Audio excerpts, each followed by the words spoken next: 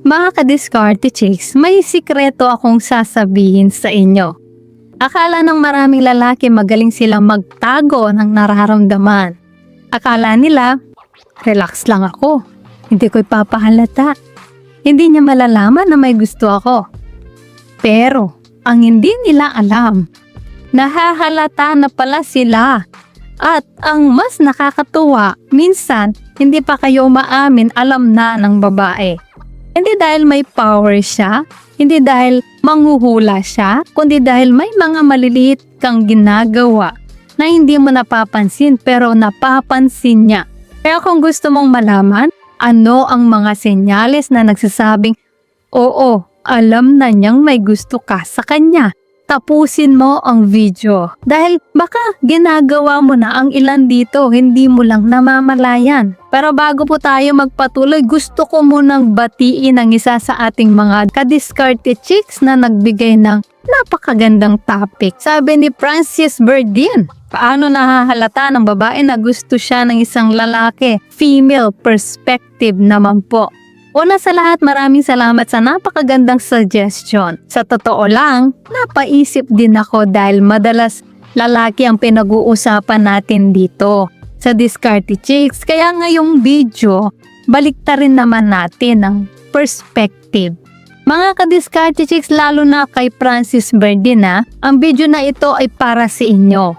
At kung gusto mo ring maging inspirasyon ng susunod nating content, mag-comment ka lang sa ibaba. Tara, simulan na natin. So number 1, ikaw ang laging unang nakakapansin sa kanya. Halimbawa, pumasok siya sa opisina, o sa classroom, o sa simbahan, o sa reunion.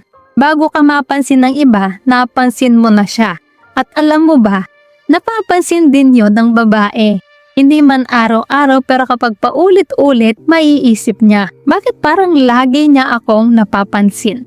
Hindi mo kailangang magsalita, minsan ang mata mo na ang nagsasalita. Pero tandaan, may malaking pagkakaiba ang simpleng pagtingin at pagtitig ng nakakailang. Ang natural na eye contact ay nagpapakita ng interes. Ang sobrang pagtitig naman ay maaari magdulot ng discomfort. So number 2, nagbabago ang ugali mo kapag nandyan siya. May mga lalaking tahimik buong araw, pero pagdating ng babaeng gusto nila, biglang naging joker. Mayroon namang maingay sa lahat, pero paglapit ng crush, biglang tikom ang bibig. Mga ka-diskarte chicks, napapansin yon ng babae kapag biglang nagbago ang energy mo tuwing dumarating siya. Natural lang na mapaisip siya, bakit parang iba siya kapag nandito ako? So number 3, lagi mong hinahanap ang pagkakataong makalapit. Hindi mo man aminin, pero lagi kang napapadpad sa malapit sa kanya. Kapag may group picture, malapit ka. Kapag may meeting, sa area niya ka nauupo. Kung may pagkakataon. Kapag may event, parang nagkakataon na magkasabay kayo. Siyempre, hindi lahat ng pagkakataon ay sinasadya, pero kapag madalas nang mangyari, napapansin yon. Hindi dahil detective ang babae, kundi dahil inuulit-ulit mo ang pattern. Sandali lang mga ka-diskarte chicks, bago po tayo magpatuloy, nakapag-subscribe ka na ba? Paha naman, i-hit mo na ang subscribe button. Ngayon na. As in now na. So number 4, naaalala mo ang maliliit niyang kwento. Ito ang isa sa pinakamalakas na senyales. Naaalala mong favorite niya ang kape. Naaalala mong may exam siya ngayon. Naaalala mong birthday ng kapatid niya. Naaalala mong allergic siya sa hipon. Tapos isang araw bigla mong mababanggit at mapapaisip siya. Naalala niya pa pala yun. Sa psychology, kapag interesado tayo sa isang tao, mas tumatatak sa isip natin ang mga detalye tungkol sa kanya. Sa number 5, mabilis kang tumulong sa kanya. Hindi pa siya humihingi, nandiyan ka na. May mabigat siyang dala, tutulong ka. May problema siya, nag-aalok ka ng paraan. May kailangan siyang impormasyon, ikaw agad ang sumasagot. Walang masama sa pagiging matulungin. Pero kapag sa kanya lang halos sumiikot ang pagiging helpful mo, napapansin yon. At minsan ngingiti na lang ang babae sa isip niya, alam ko na. Sa number 6, iba ang pagngiti mo sa kanya.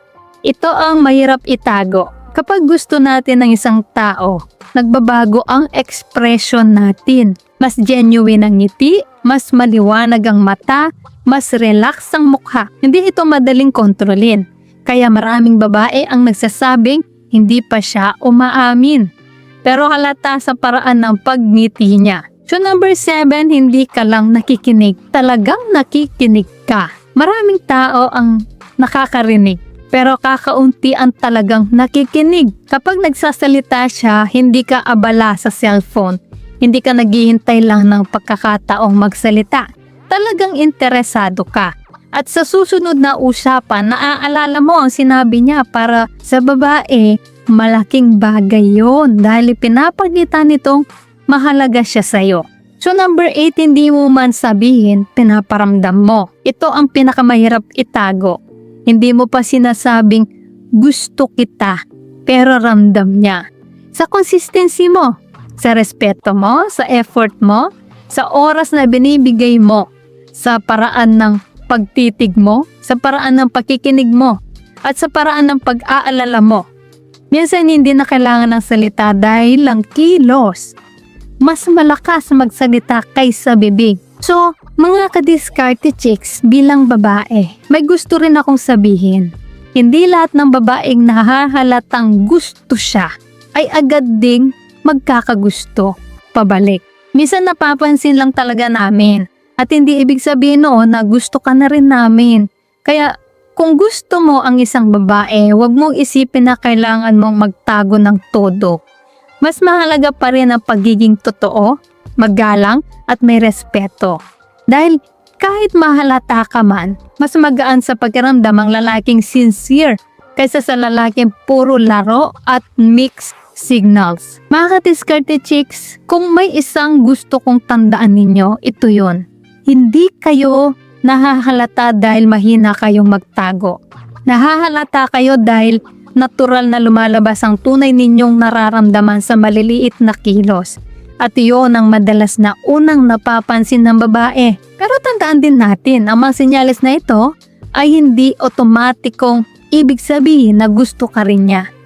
Interest at attraction ay dalawang magkaibang bagay. Kung gusto mong malaman ang tunay niyang nararamdaman, mahalaga pa rin ang pagbuo ng tiwala, maayos na komunikasyon at pagrespeto sa anumang pagiging sagot niya. Kaya sa susunod na magtataka ka, alam na kaya niyang may gusto ako? Baka ang tamang sagot ay matagal na niyang alam. Kung umabot ka hanggang dulo, i-comment mo ang salitang halata para malaman kung isa ka sa mga solid na diskarte chicks. At sagutin mo rin ang tanong na ito, sa tingin mo, ano ang pinakamahirap itagong senyales ng isang lalaking may gusto sa isang babae?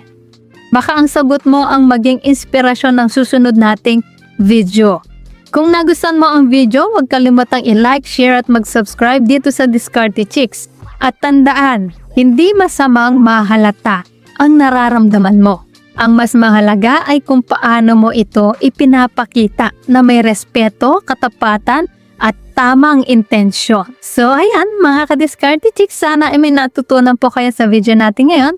At syempre bago po tayo matapos, shoutout muna sa ating mga masugid na tagapanood na sina Lay Barde from Laguna, Roger Martinez from Mambog, Malolos, Bulacan, Perlito Asuncion from Saudi Arabia, Romel Cabanyero from Bahrain, Benedict de los Santos, taga Bulacan, Nicanor Lagura, taga Bohol, Jun Mipa from La Union, Noli Ferran ng Pampanga, Mabalacat at kay Francis Berdin. Guys, maraming salamat po sa support at panonood mga ka-Diskarte Chicks. Dahil po sa inyo, patuloy at lalo po akong ginaganahan gumawa ng mga content na makakatulong at makakaaliw. At para naman po sa mga hindi pa na-shoutout, gusto mong ma-shoutout sa next video, i-comment lang ang hashtag ka-Diskarte Chicks at sabihin ko ng topic ang gusto mo pag-usapan natin next. Kung nagustuhan mo ang video na ito, ay huwag kalimutang mag-like, mag-subscribe at i-share ito. So guys, this is Diskarte Chicks, your love mentor na lagi nandito para sa mga diskarteng pag-ibig. Kita-kits sa next video. Maraming salamat sa panonood. Ingat kayo palagi. Let's spread love.